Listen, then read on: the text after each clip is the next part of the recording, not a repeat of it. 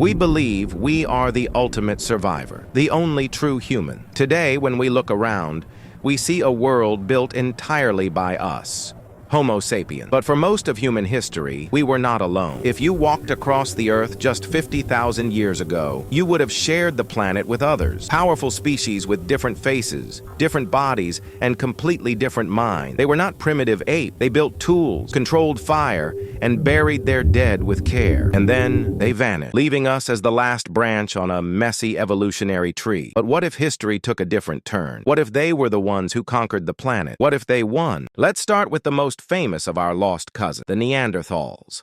For decades, popular culture portrayed them as brutish, slow, and primitive cavemen. But ancient DNA and modern archaeology have proven that image completely wrong. Neanderthals were highly intelligent, fiercely strong, and adapted to survive the brutal conditions of the Ice Age. Their brains were actually larger than ours. So, imagine a timeline where Neanderthals didn't disappear. Instead, they pushed Homo sapiens out of Europe and built their own modern civilization. What would a Neanderthal empire look like? It wouldn't look like our world. Neanderthals were deeply connected to their environment. Their cities wouldn't destroy nature. They would be integrated into it. Imagine colossal, high-tech metropolises carved directly into massive stone canyons and mountains. Heavy, brutalist stone architecture combined with clean, glowing neon energy. Because of their immense physical strength, their heavy industries would be unmatched. Their society would value durability, community, and balance with the climate. A Neanderthal corporate executive standing in a skyscraper wouldn't just look at a concrete jungle. He would look at a world where technology and geology are one and the same. Now, shift your eyes eastward to Asia, to the territory of the Denisovans. For a long time, the Denisovans were like ghosts in the archaeological record. We knew them almost entirely, from tiny fragments of bone and deep codes within our own DNA. They were masters of high-altitude survival, thriving on the freezing Tibetan Plateau. If the Denisovans had built the dominant civilization of Earth, their technology would follow a completely different evolutionary path. Sapiens' technology relies on destroying materials to create machines. Denisovans might have developed biotechnologies and quantum biological structures. Imagine mysterious devices made of polished jade and organic components, pulsing with internal quantum energy. Their cities wouldn't be flat and spreading. They would be built high on the snowy, thin-air peaks of the mountains, sheltered under massive glowing energy domes. A Denisovan scientific elite would look at the world through the lens of genetic and quantum connection. They would map the planet not with roads, but with invisible networks of energy, living in total harmony with the harshest environments on Earth.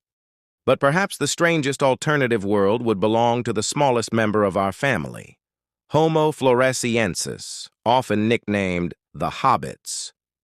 Found on the isolated island of Flores in Indonesia, these humans stood only about 1 meter tall.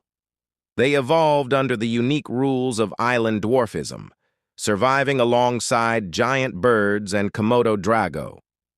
If the hobbits had expanded across the globe, their civilization would be a masterpiece of miniaturization and extreme eco-efficiency. They wouldn't need massive, resource-draining megacities. Instead, their high-tech worlds would be sprawling eco-villages integrated into giant tropical trees over the ocean. Their transport, drones, and tools would be tiny, hyper-efficient, and leave absolutely zero carbon footprint. It would be a peaceful, hyper-advanced paradise. It doesn't require giant size, only perfect adaptation. In this alternative reality, planet Earth from space would look like a beautiful, multicolored mosaic of light, a world divided into distinct technological zones: the heavy, mountain-carved fortresses of the Neanderthals, the mystical, high-altitude quantum networks of the Denisovans, and the sustainable tropical eco-havens of the Floresiensis. But this raises one final haunting question. In a world ruled by these advanced, alternative human species, where would we be? Where is Homo sapiens? Perhaps in this timeline, we never survived the African savannas. Perhaps we are the ones hiding in the dark jungle bushes, living as a wild, forgotten tribe, looking up into the night sky in absolute fear and awe as a massive Neanderthal spacecraft glides silently across the stars. Evolution didn't destiny us to win. We just got lucky. And if we aren't careful, The last human species on Earth might eventually learn the very same lesson.